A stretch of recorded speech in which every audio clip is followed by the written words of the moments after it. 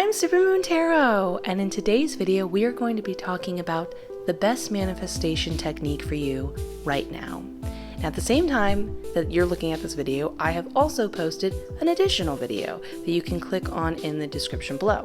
The reason why this is important is I talk about the philosophy behind this, because it's not just about what you do, it's about when you do it and pairing the right technique with the right state of mind, you could say.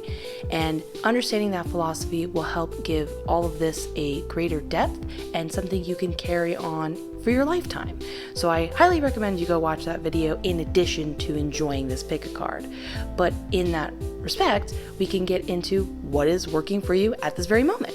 Now, as you can see, I have 5 groups in front of us, and this is so cool because when I was starting this, my spirit guide I'm working with to do tarot at the moment, they were like, pick 5. And I said, okay, is there a reason why? They said, yes, 5 has a couple of reasons why it is a great number for manifestation. One of these reasons why is because 5 is associated with change, and this is essentially what you want when you're manifesting. You want your reality to change to what you want it to be. And there is actually a more complex reason to why 5 is a great number associated with change. It's like, I was like, are you saying 5 is the number of manifestation? And they were like, no, it's a great way to express the idea of manifestation. And then they said that they would explain this to me another time because it's too complex right now. And they were like, just do the tarot reading. And I'm like, okay.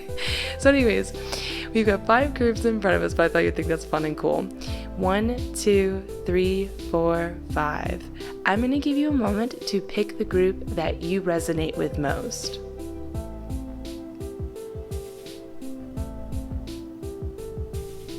Now that you have, you can go down to the description where you can skip to your designated group and mark timestamp. But let's get started with group number 1. Group number 1. Let's look at your best manifestation technique right now by looking at the cards. We've got Moonlight Oracle card in reverse. Ooh, you got full moon eclipse. This is super fantastic. I love this for you. Look at all these moons. I love this. Let me look at the rest of the cards. I'm just getting some information from my spirit guide. Oh, I love this. I am overjoyed to tell you that I'm just taking in the rest of the information here, but I have some additional good news as well as the general technique that we can talk about here. So first I want to talk about the full moon eclipse card. I was told by my spirit guide to use this card as a form of a measurement to express how far along are you in the process of your manifestation journey. So if we think of the different sort of phases in this case, and cycles and stuff like that of where you're at, essentially we're being told that you're right there, you are capable of making manifestations happen. We have sort of a how do I express this, last kind of little tweaking, so to express. Oh my God, can you tell I didn't get a lot of sleep last night? Apologies about this.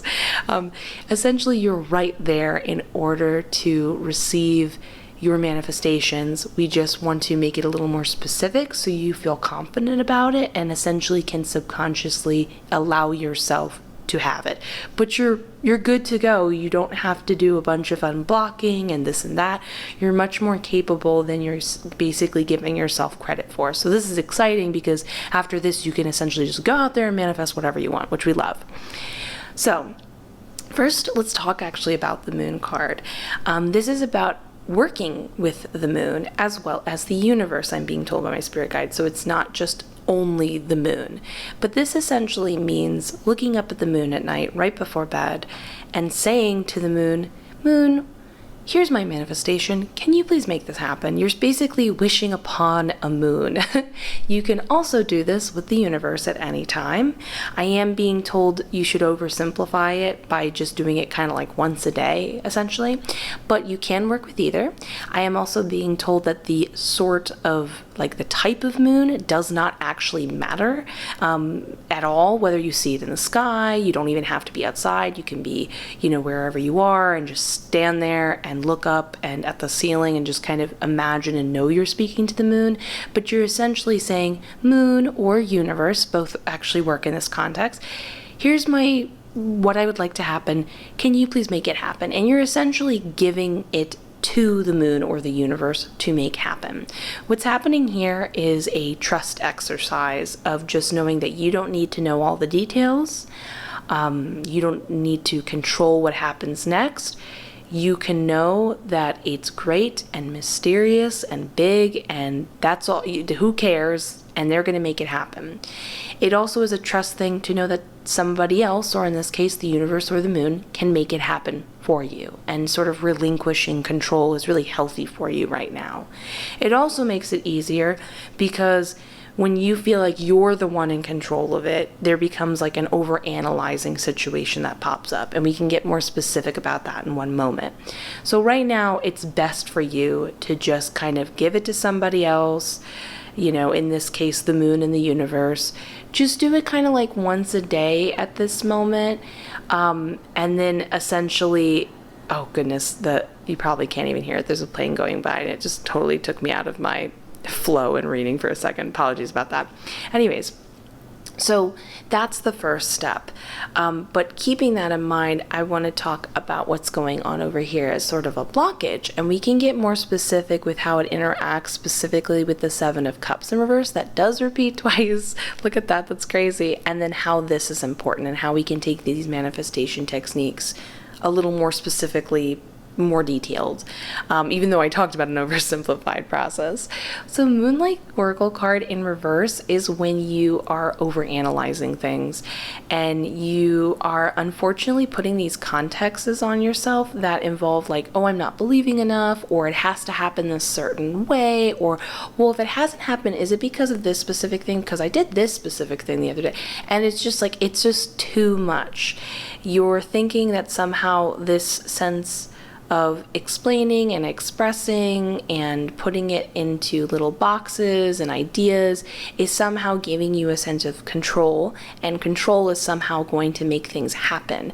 And you're basically being asked to trust in the unknown and how it can possibly work out, and the more ambiguous, the better. But that being said, and we went over that with the moon card, and this is what you're basically exercising. This is like the healthiest way for you to manifest, so essentially you don't get in your own way. When we have the Seven of Cups in reverse, it is best for you right now to be incredibly decisive. Being able to speak to the moon or the universe as if it is a person, and you are welcome to view it that way, is it's just easier for you to mentally picture and imagine, and I guess you could put it as subconsciously accept. So it's easier for you to feel decisive when you're like saying, hey, and you're kind of imagining you're handing it over like a gift, like, hey, can you go make this happen? And they're like, yep, don't worry about it, we got you. But also, I'm being told right now it is best for you to manifest one thing at a time and not hop around through multiple manifestations. Keep in mind, everybody is capable of manifesting multiple things at once, but in this case, there's this feeling of hopping around too much, and it would feel best for you, because you're almost confusing yourself and then confusing sort of the universe, you could say, and making it happen, if you just kind of oversimplified it and said, right now, I'm just going to wish for one thing at a time, wait for the thing to come, and then after you receive it, you're like, okay, now next thing. And then in the long term, you can change this technique and be more, you can wish for more at a time and be manifesting multiple things at once, and so on and so forth. But for right now, this is the best thing for you. Now, the Death card talks about how you're going to be leaving that over-analytical nature behind. kind of for good, to be honest with you. It would be best for you. This is something that seems to continuously haunt you in your life. No matter how your technique changes and evolves in the future, if you ever find yourself moving down this sort of route where you go back to this type of train of thinking, or keep in mind your actions, like let's say you feel that by giving it to the moon or the universe, you want to do this through scripting, which basically means writing. I'm being told by my spirit guide that it would be best if you just literally kind of spoke out loud and be like, hey, universe, can you make this happen? That would probably be at best for you. But if you did want to do scripting, imagine you're doing that and you start to get, instead of just saying, let me think of something that you would want to manifest. I have the love of my life or whatever. You don't need to go through a list expressing who that is. In this case, it would be better because you know in your heart who that is. You would just say, I have the love of my life. Or in this case, when you're telling the moon and the universe, you can say, I have the love of my life. And just keep it super simple. They know what you want. You know what you want deep down. And you don't need to put in all those details. So if you feel that popping up, that's when you want to kind of correct yourself and say, this hasn't worked for me before. It's not going to work for me now. I need to just let it go. I gotta trust. That's the main thing going on right here. And from moving away from this sort of nature, you can also view the moon card in this respect as sort of like, I know we talked about it overall representing, what we talked about before, but you can think of her as like she's thinking too much and they're leaving it behind, and then instead moving towards over here in the Nine of Pentacles. It would be another great thing to do in between manifestations while you're sort of, because isn't this always the case when you're manifesting? There's like too much time in between when you're waiting, and so in your head you're thinking, what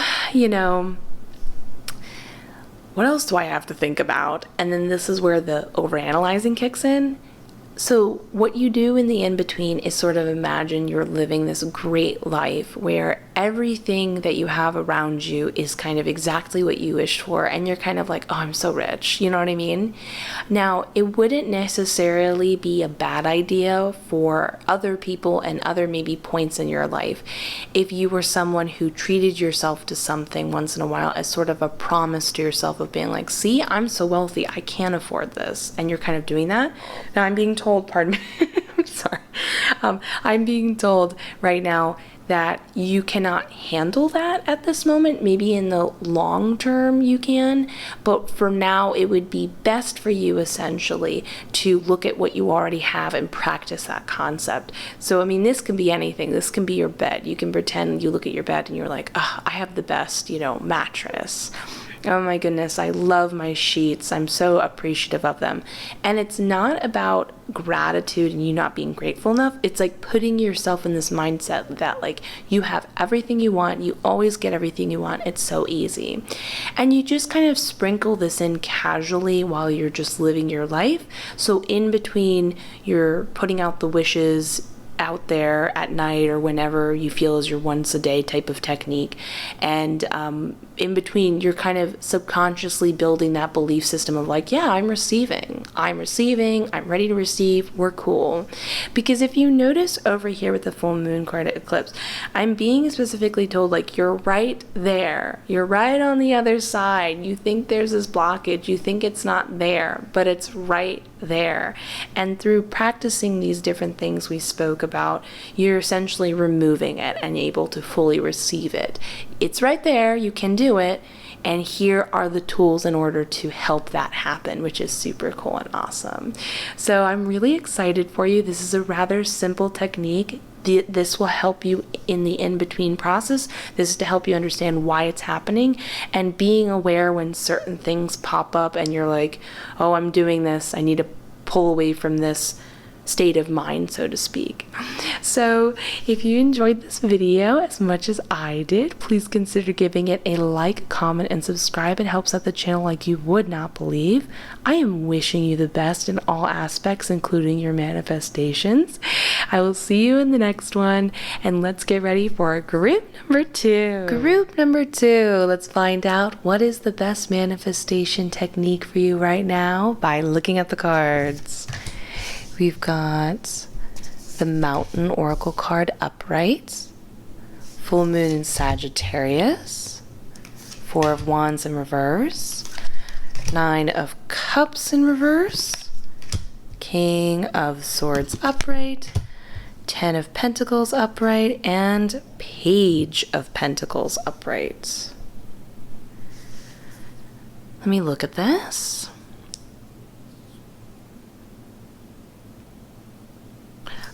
Ooh, I love this. Okay, cool. So there's a couple important facets for you to understand. It's still rather simplistic, but we can, it's like a couple features going on all at once for your manifestation. But the thing that gets me so excited for you is the, I guess you could say, idyllicness of all of it. So let's talk about, most importantly, because this is sort of like our, I guess you could say, manifestation thesis for the spread. So you're being asked to really get super specific and over the top dreamy about what you want, and then essentially do not back down. It should be easy to receive. It should be the total 130% of exactly what you want, and just do not waver in the least, essentially, about it. But we can get more specific into that. So first off, with the Sagittarius card, it just talks about being like super idealized, like you want to be. Think of it, think of all the details exactly. Don't get into, you're kind of getting into a little bit of dangerous territory when you think about how you want it. You want to more think about what it is, essentially. You know, so example of this is a dream person. What are they like? What does that feel like for you? Just do not back down. Think of every possible characteristic. That same goes for job, or if you want money, what is the exact amount that you want? Do you want it to be, you know, passive income? Do you want it to be a job you have currently right now and you just want like more money, whatever the circumstance is? And then once you have that set in your mind, again, I cannot express this enough, do not waver. So over here in the Mountain card, this is where it gets really fun, and I love this. Essentially, when we talk about the non-wavering, most people believe that the manifestations should be easy. And in this case, this is something you should foster, especially for you. You should be like, yeah, no matter what, like I just get what I want. It's super easy. I receive it immediately. This is how I want it, and it's exactly what I want. This is important, and it comes with a bit of a, I don't want to say a warning, but an awareness thing. So with the Four of Wands in reverse representing a sense of instability, when your manifestations start to lose their power, or you could say speed coming your way, or even the possibility, and they lose their sense of structure that you're, and this is your structure essentially, is when you start to allow there to be a catch. You know, maybe you start to notice that you are going to get your job, but maybe you have to work with someone you don't really want to work with. And you're just like, well, that's okay. At least I got my dream job. This is when you start to allow there to be a catch. And it's not about believing that this then isn't the job for you, or this then isn't the person. It's about holding on to that idealized dream you have and knowing and believing that this little hiccup will work itself out and it will get out of your way, and then you will fully have what you want. But when you start to kind of give in to the little hiccups, and it's great because in a lot of regard, you're trying to do it out of being a pretty open-minded person and being like, you know, it's okay, like I'm trying to be cool here. But you don't have to essentially be in the universe. You don't even have to think about, well, it's okay that there's a hiccup because that will work itself out and they're going to be gone. Don't focus on that.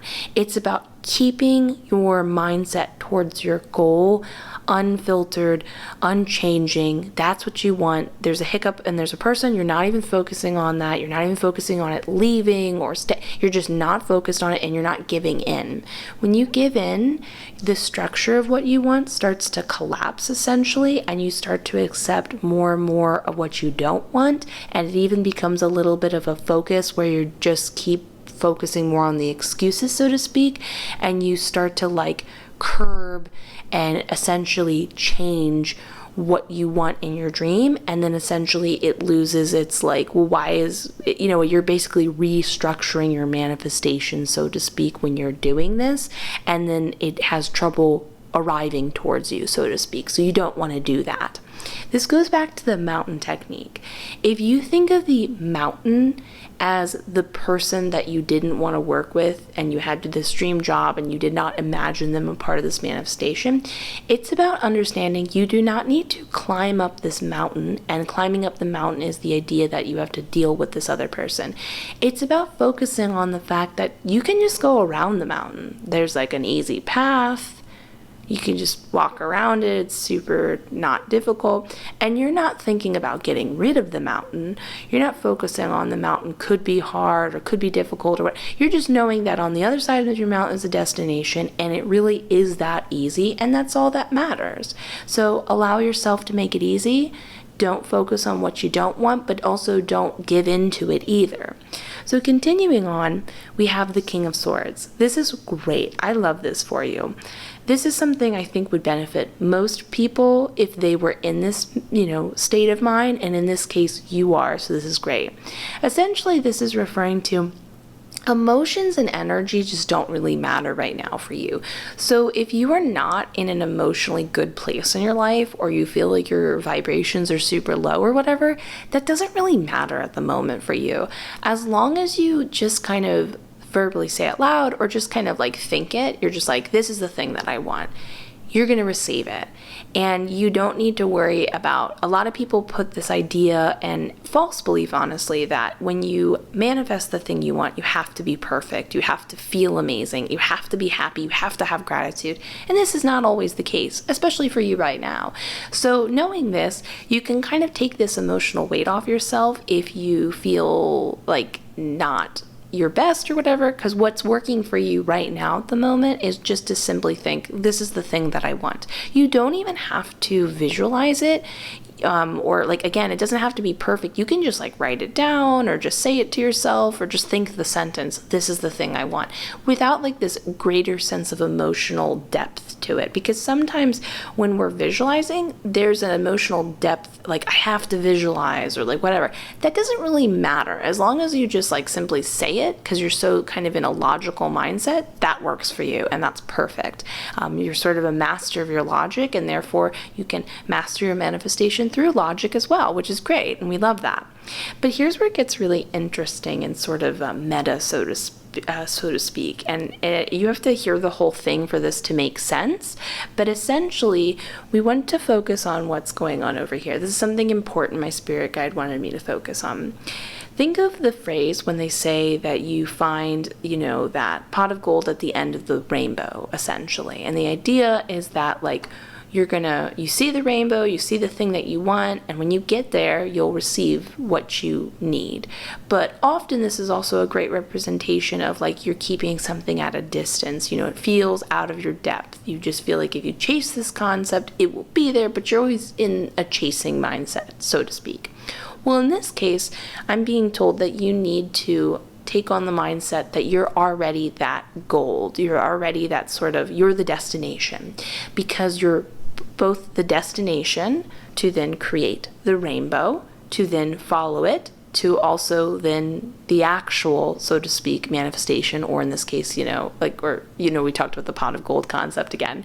So it's like kind of a meta thing of like chicken and the egg, so to speak. You know what I mean? You have to kind of like take on that belief of, it's kind of interesting. You don't have to fully believe that you have it. It's just this idea that like you kind of are living your best life, so to speak. And it's not about gratitude. Again, that feels like a very emotional concept in this regard.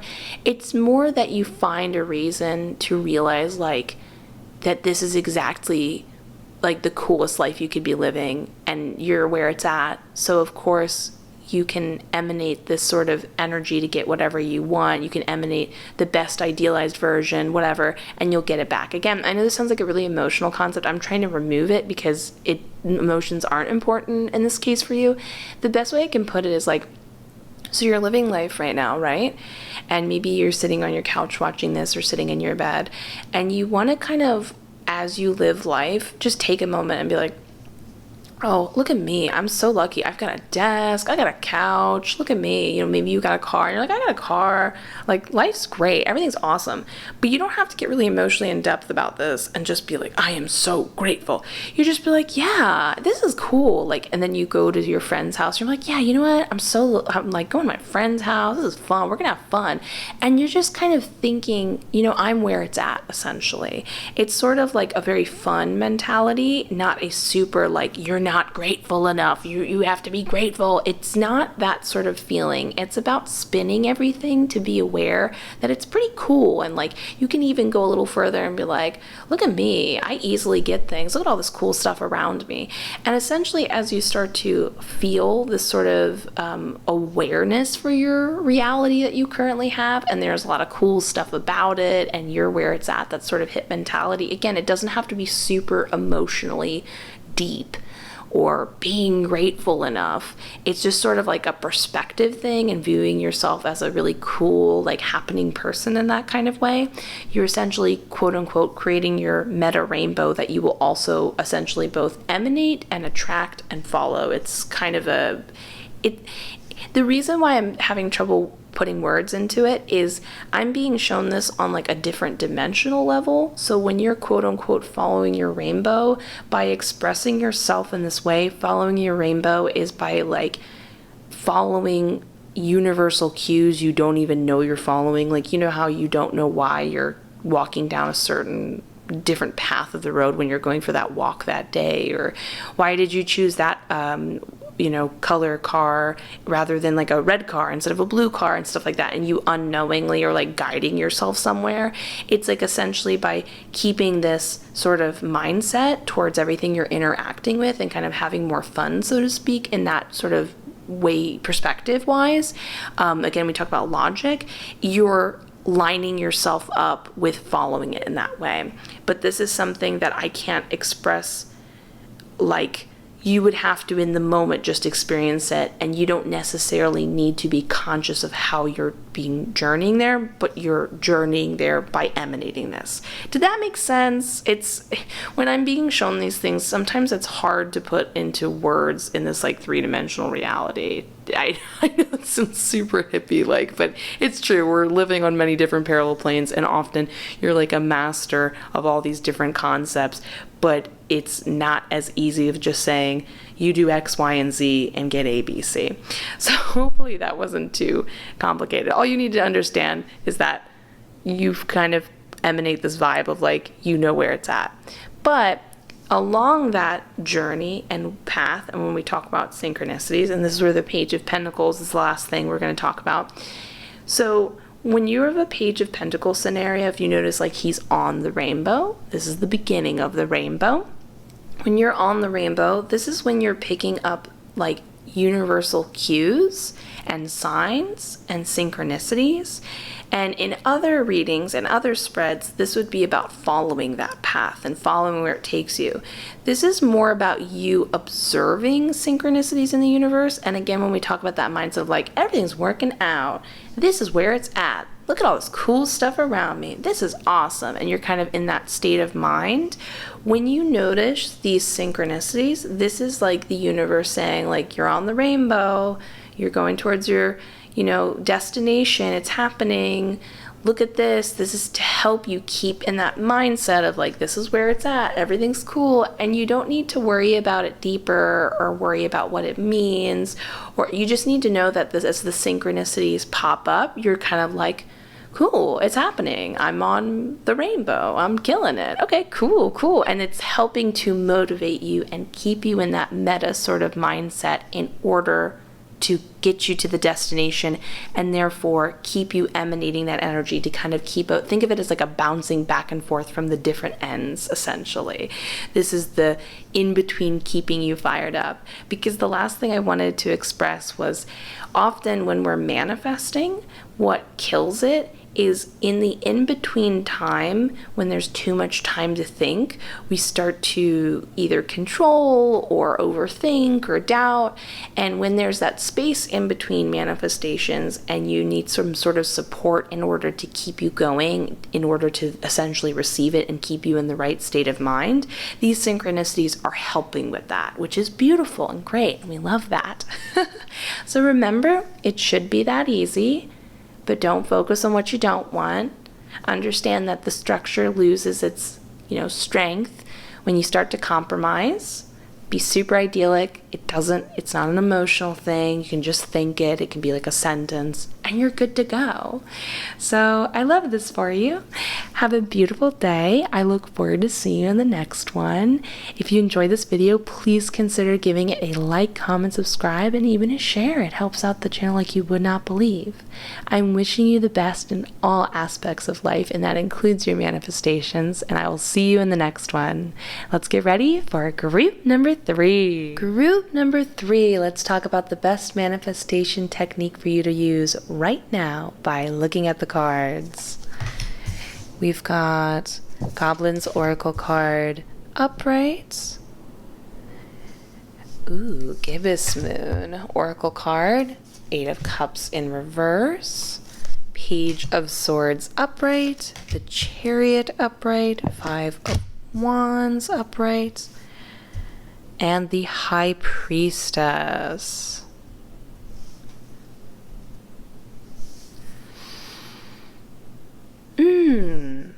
Okay.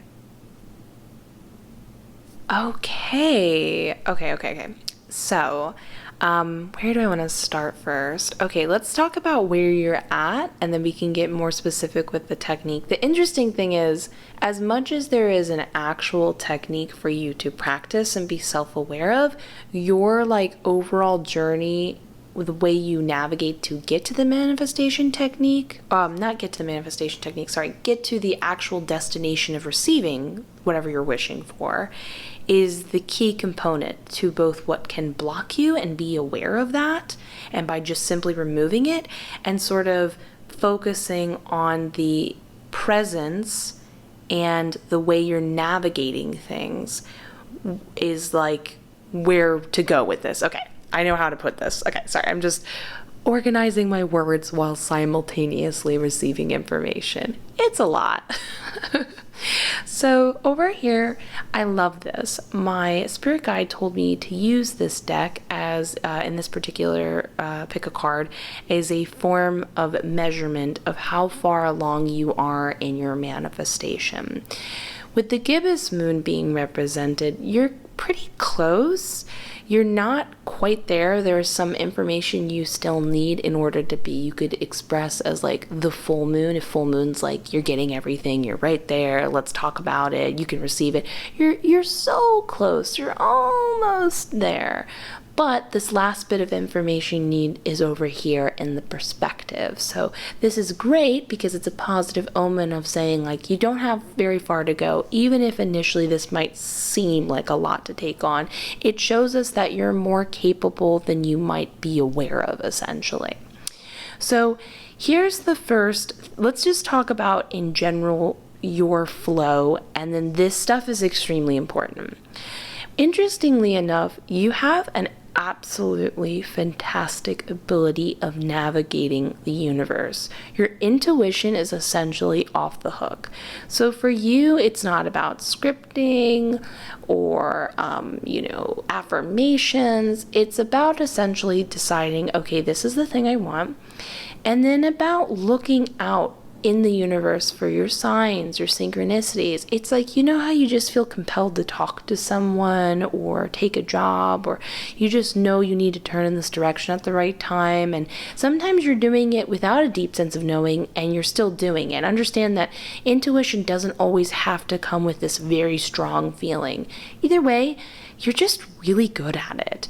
And that is your essential strength and your focus of knowing that as you're following and paying attention to these signs and going with it, that's what's getting you, that's like essentially your manifestation technique. You just need to make the decision, and then once you've sort of, think of like the universe and getting to your manifestation as an actual destination. So once you put a point on a map, and you can think of this journey as a map, you're ready to go, and you're like a master, tracker and inner compass person, and you have all these natural abilities, and by just simply following it, you'll get there. You don't need to think of how you'll draw the map, so to speak. And this is I would describe as a metaphor, like scripting and stuff like that.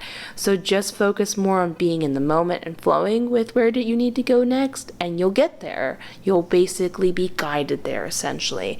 I do want to point out that I'm being told that your specific emotional state doesn't really matter. It can in fact be more of a clue and help guide you even more, but you don't need to be exceptionally happy or perfect. People think they need to be in the perfect flow in order to get what they want. Not at all. Good or bad, whatever it is, you will perfectly navigate there, because this is essentially your strength, and basically you're being told, use your strength to your advantage.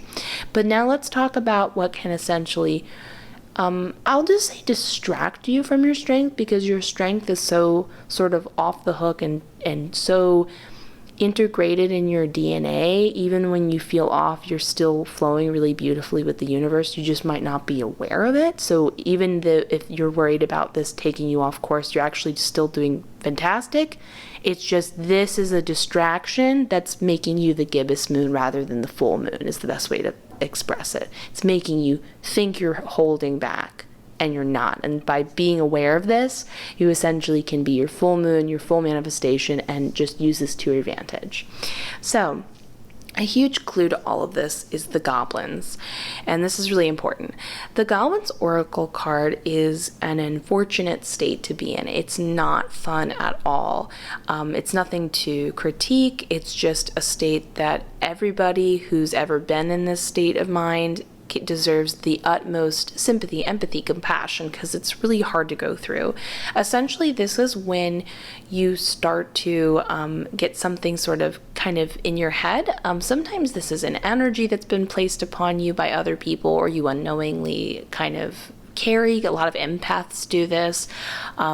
Maybe you just start repeating something in your head, but the general metaphor here is when a goblin can get into your head and start saying nasty things to you about yourself. This can ruin your confidence or your belief that you can make something happen, and they can mimic your voice, so your brain starts to think that you are in fact thinking those thoughts, and then in turn you kind of give it more power and your focus goes there, and essentially it just becomes an overwhelming sense of like self-doubt and just feeling not great. But this goblin is a metaphor. This could be your shadow self. Again, this could be in fact somebody else's energy that at any given point in time, I'm going to do a video about it, you can return other people's energy. You do not need to carry it for them, just to be clear. You can always just use the phrase, I return this to sender, and give it back to them. But it's about feeling lost in this kind of repeating, and it's often a very and the reason why I feel a special compassion about it is it's very enticing. It keeps sort of like, anytime it's negative and you give it attention, you're basically taking the bait and you're just being distracted and focusing there, and it's keeping you kind of lost and in a controlled state of mind where you're only focused here and you're not thinking about your manifestations, you're not thinking about if you're on the right journey, you're only distracted in what isn't, so to speak. But think of the gibbous moon as the promise that it's, you can manifest and it can be possible. And think of it as literally shining through this dark woods. And that's the first stage of how you're pulling yourself out of this mindset. And every time you feel yourself being drawn back in, where you need to redirect your attention. You don't need to feel perfect. It's about understanding that this is a distraction from the mindset that everything's possible. It's not about believing everything's possible and then being happy. If you're like struggling emotionally, or you're like anxious or something like that, you can feel these emotions that are unpleasant but also manifest. This is somebody who gets pulled into kind of having to just have you could say the belief system, like they are thinking they can't do it, and they're trapped in that mindset and lured into self-doubt. And essentially this is pulling out of it and saying, whatever state I am, happy, sad, whatever, I know that I can do this, and I know that I can trust I will make it happen, and pulling out of this. So you see what I'm saying? This gets repeated here, and we can get a little more specific. So think of the Eight of Cups as representing, what my spirit guide showed me is this sort of metaphor where like you're going into the mountains and you're really like going through this beautiful spiritual journey. You could even be sharing this like intimate conversation with someone else, or like you're thinking to yourself, maybe you're even expressing yourself to the moon, you're talking back and forth to each other, but it's like really spiritual and deep and amazing. And when it's in reverse, you're just totally out of touch with this point of yourself. You're not able to see the possibility, you're not spiritually open, you're just kind of feeling totally wrecked and confused and lost, and it's just the opposite feeling. And it's sort of a distraction, because often when the Eight of Cups is in reverse, this is when people spiritually feel lost, and they're like, and spiritual is a pretty relative term. A lot of people confuse this. How do I want to put this? It's when you just feel off, and you just kind of don't feel your feet are planted on the ground in a sort of indescribable way. This is why we use the term spiritually, because spiritually it's hard to put into context. It's more than just feeling bad. It's like a sense of being lost in the world and where you need to go, essentially, on a universal level. And of course, people who are in an Eight of Cups reverse way are very focused on wanting to fix this, but it can in turn distract them on what they don't have, and they're just constantly sort of repeating this mantra of like, I know I'm spiritually off, I know I'm off, I know I'm off, I know I'm off, and you're just unknowingly trapped and lured in the bait of it all, which goes back to the goblins concept. Over here we have the Page of Swords, and she is amazingly optimistic and is just believes in like the good of like, yeah, it's all gonna work out, like best case scenario, I'm receiving compliments, yeah, I got this. She might not be super experienced, and that's okay. She believes in the best possible scenario, and she's going to make it happen, and she'll figure it out. This is also the promise that, like, we do know that you are, in fact, an expert at universally traveling. We'll just describe it that way through intuition. But if you don't feel like you're an expert, that's okay, because she's still going to have a great time even if she's not. And the joy of learning and being sort of a student of the universe is good enough and is enough. So notice how this is the direction you want to go and where you want to move away from. This concept gets repeated again in the Chariot card. The Chariot card is filled with a ton of positive omens and hope that, like, you're going to get through this and everything's fine. But it also specifically talks about the idea of putting a sort of good and bad upon everything, and that by labeling everything as good and bad, you're essentially allowing yourself to focus so much on what's quote unquote bad in your life and bad perspective or whatever. You're like, I shouldn't be thinking this way, that's bad. And by having that state of mind, you essentially are allowing yourself, whenever something isn't quote unquote good, to feel like it holds more weight, and then you're so focused on it, you're not allowing yourself to receive the quote-unquote good. This is about understanding both are always, shadow self and light self are always working to your advantage and helping you in some way, sometimes in ways you're not really aware of. And by viewing each thing you experience as bad or good and labeling it, but understanding that it's just an experience. Or maybe if you're experiencing something unpleasant, you're probably getting something positive out of it, whether it be a lesson. You don't even have to fully understand it, but stopping the labeling will prevent you from experiencing something that's like a hiccup and then getting sort of fixated on it or worried or over judging yourself, and then essentially guiding more towards one side and not allowing there to be any attention or room for the other. It's okay if you feel spiritually lost, but by only focusing on it, you're also not allowing this possibility of learning. And like, the student still is learning just as much as this person is, but she's more available to learn, so to speak.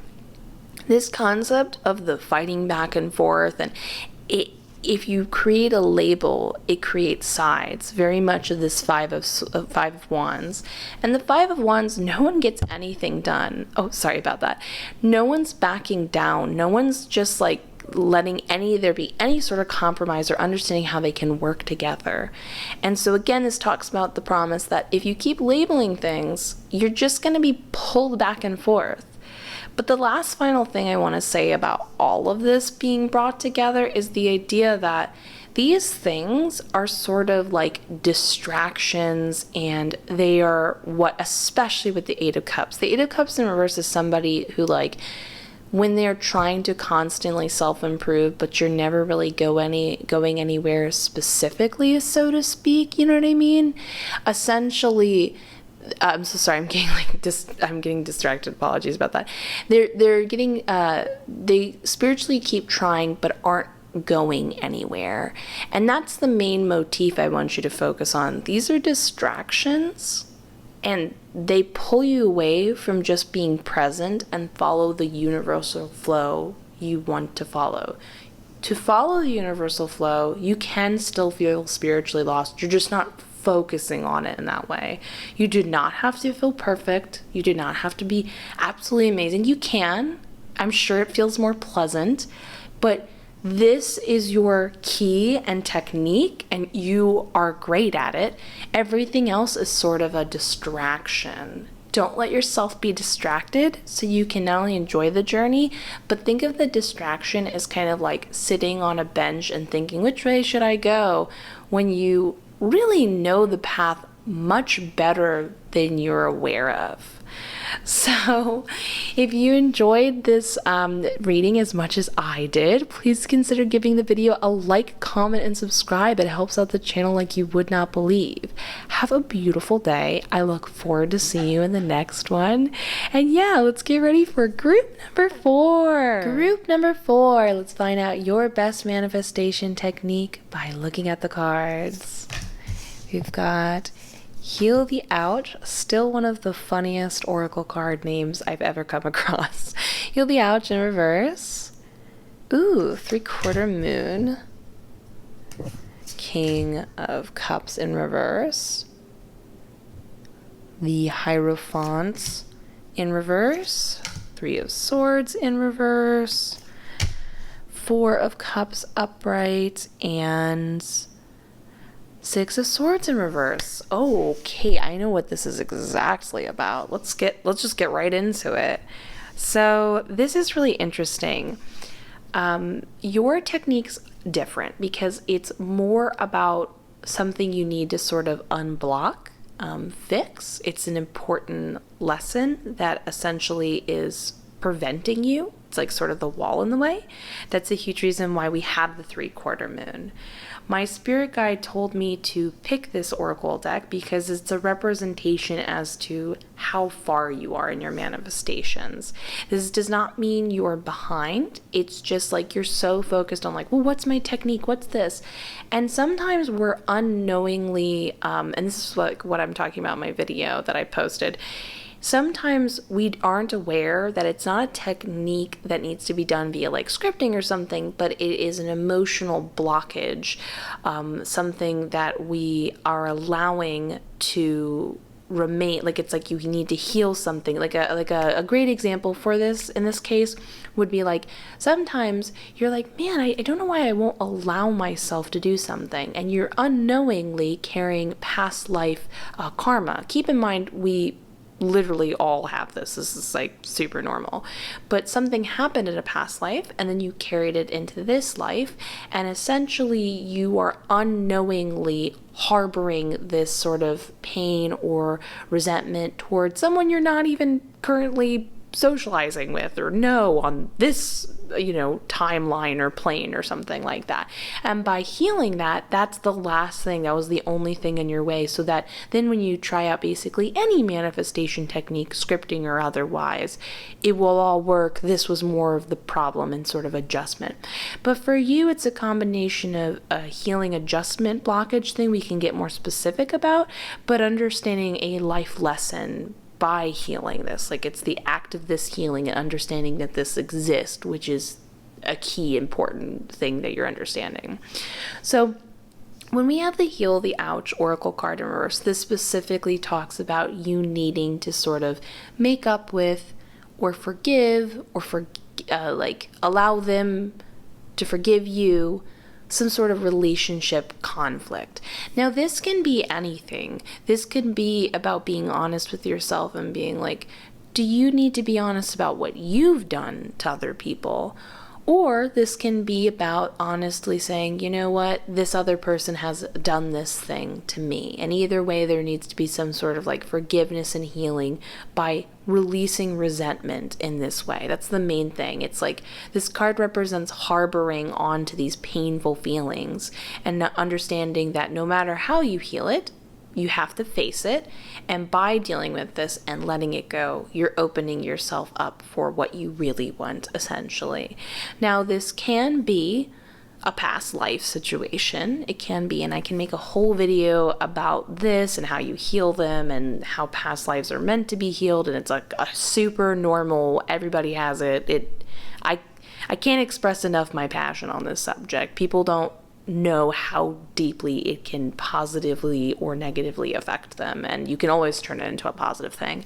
But it can be a current situation. Maybe this is like an ex or like a friend or family situation. I do want to talk about, though, before I go into more depth here, you do not need to see them in person to forgive them.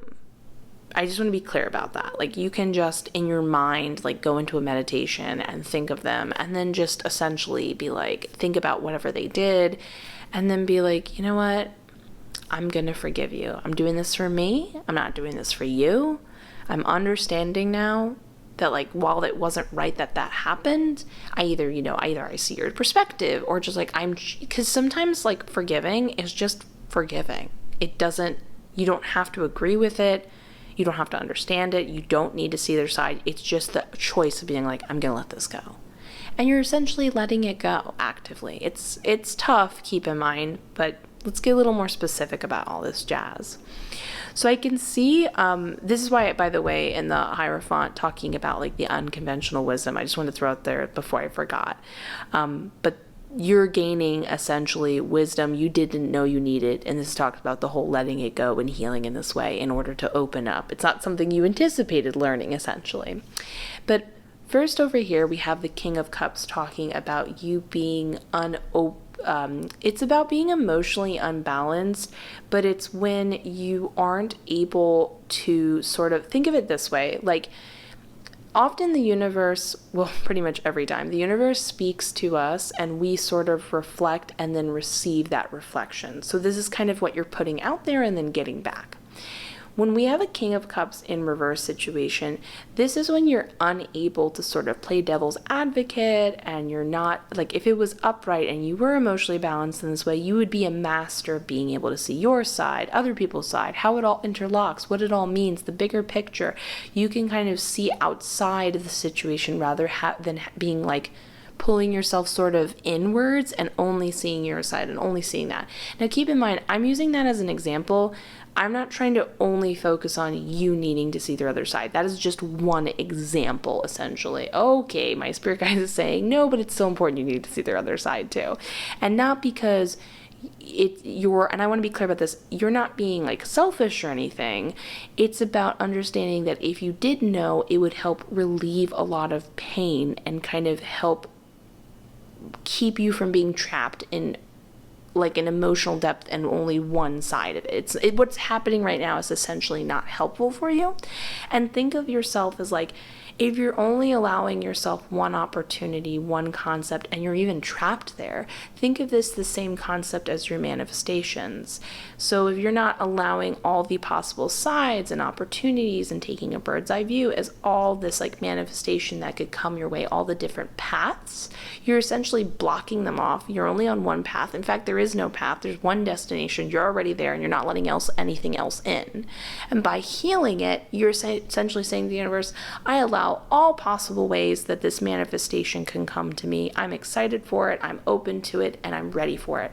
I do want to be clear, when you forgive this other person, this is not about feeling perfect afterwards or absolutely amazing and happy. It's just about removing a blockage you didn't know you were having, and a perspective and sort of a narrative you were telling the universe, and fixing that essentially. This concept gets repeated over here. When we have the Three of Swords in reverse, this is when we are prematurely moving on from pain, deep pain, then we're really ready. And you might even say, no, I'm like in pain right now. I'm very focused on it. Yeah, but trying to jump to manifestation is like the skirting over the pain deal. You kind of have to like not sit in it anymore, and you kind of have to deal with it. And you can't just like get everything you want right now, because that would be like skipping over something really important you need to learn. And this is the lesson you're learning essentially. So then we go over here. Over here is the Four of Cups. Normally she represents boredom, feeling not in a good mood, but I want to more focus on each cup representing different difficult situations she's been through. And she's just like trapped with her cups of pain, and she's looking at them and she can't let go, and she's focused on them, and so she's being offered more. They're saying, I see you're really focused on this. Let me give you more pain, more distraction. You're not focused on all the possibilities that could happen. You're not focused on your manifestation. You're just focused on this pain. It's distracting you essentially. And if you notice over here with the Four of Swords in reverse representing you needing to like return back to the past, it is the positive thing of like you need to look back at this situation, forgive this person, sort of heal the situation essentially for yourself. Keep in mind, it's not for their benefit, it's for you. This is also about a bit of a warning of like you can't turn around and sail and move towards the destination you want. You're going to keep returning back. And I want to point out, returning back with difficulty and resistance, understandably, because you're just tired of going through it. You don't want to return to this pain anymore. You're sick of it. You're sick of being in this mindset and situation, but you're going to keep coming back because the universe is trying to say, I see you want your manifestation to happen. Well, in order for it to happen, you need to let go of this situation. So I'm trying to help you. I'm trying to bring you back to the key thing that needs to be resolved. See how the universe is always working out best case scenario? The universe is always on our side. The universe is always trying to help us. So when you're forgiving this other person mentally, just like it's like an acceptance thing within yourself, I want to point this out and be absolutely clear. It does not mean you're okay with what they did. It is not okay. You do not have to feel perfect and amazing when it's done. It's about letting go of a weight by just saying, I'm going to just choose to forgive. I forgive you.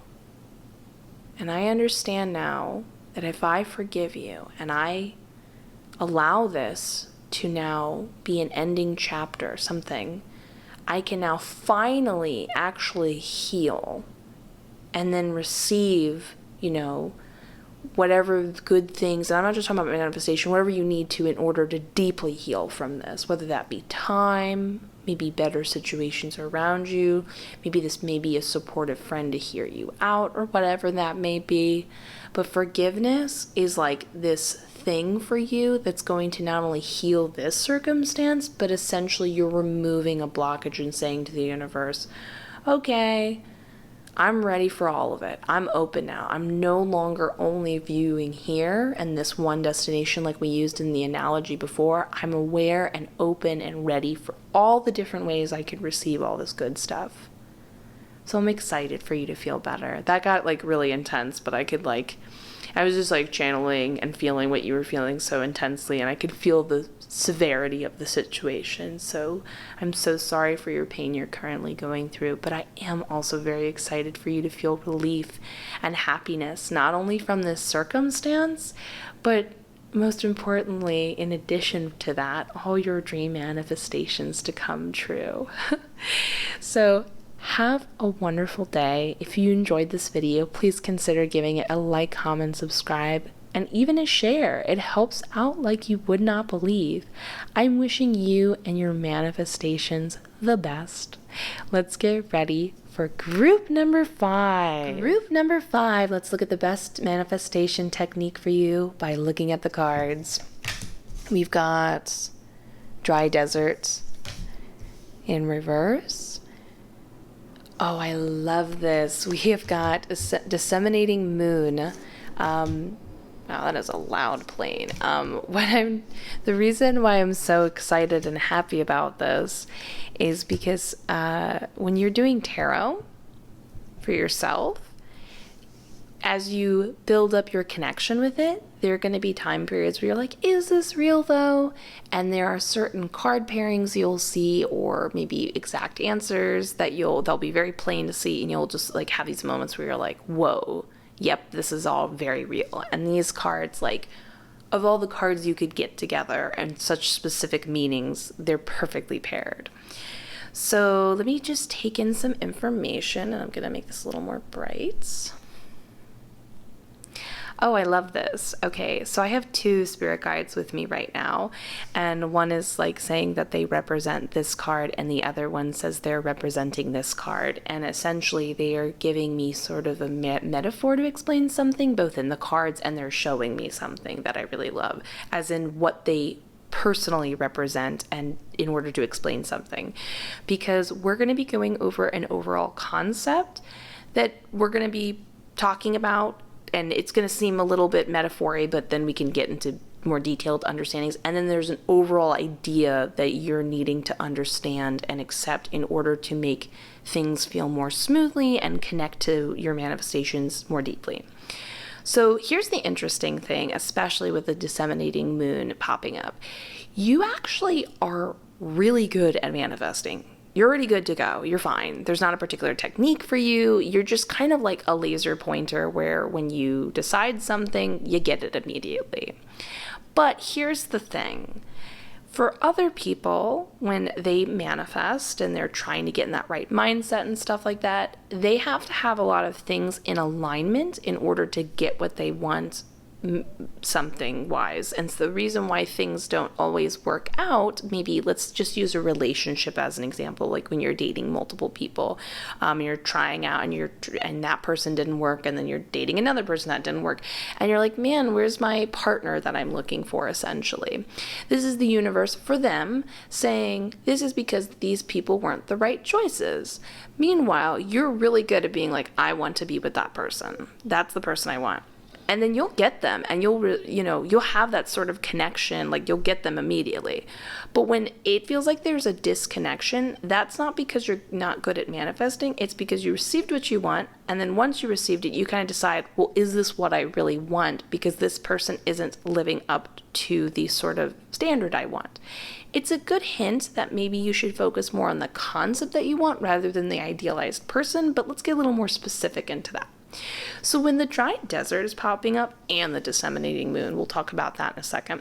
This is when this card pops up, this is when you essentially are like, you're at a job or you're dating someone and you're like, man, there's just nothing here. I don't know why this isn't becoming anything. I don't understand why or I'm with this person, it just isn't as exciting as I thought I was, or as they were, I'm sorry.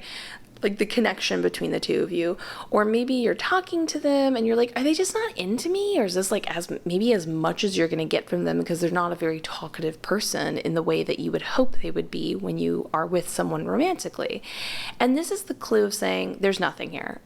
But they're being nothing here is a blessing within itself, because you want something and there's just nothing here. So you getting nothing is sort of your answer, and understanding like, okay, well, there's nothing here. I'll go look somewhere else. Got it. That you don't have to fixate on it or something like that. Not that I think you would, but it's about understanding that you are not somebody who you learn by receiving everything you essentially want. Other people don't receive what they want along the way and then only get their dream manifestations.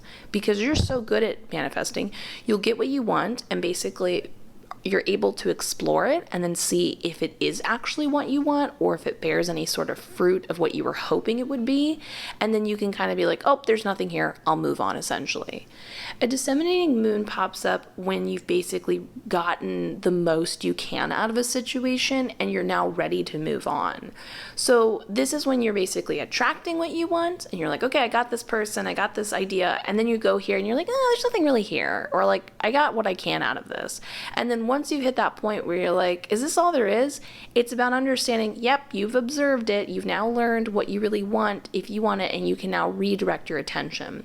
Again, it keeps pointing out that idea that maybe you should focus more on the overall concept that you want rather than the specific person or thing. But if you do want the specific person or thing, that's not a bad technique. Just understand you are good at manifesting, you will receive it, and if it's not as good as you were hoping for, this is how you learn then what you truly want or who you truly want to be with. And this is not something that necessarily needs to change. This is how you think and feel best, and this is how you process information best, and that is ultimately what's the most beneficial for you, which is great. So let's get into what my guides were saying. So they said, see, we're going to be a little bit literal about this. See how the Tower card is on fire? Well, over here we have the Page of Cups representing like nice little moments where things feel like they're going well, whether this be a nice little compliment from the person that's giving, that you are manifesting and you're receiving this attention from this specific person, or little synchronicities from the universe.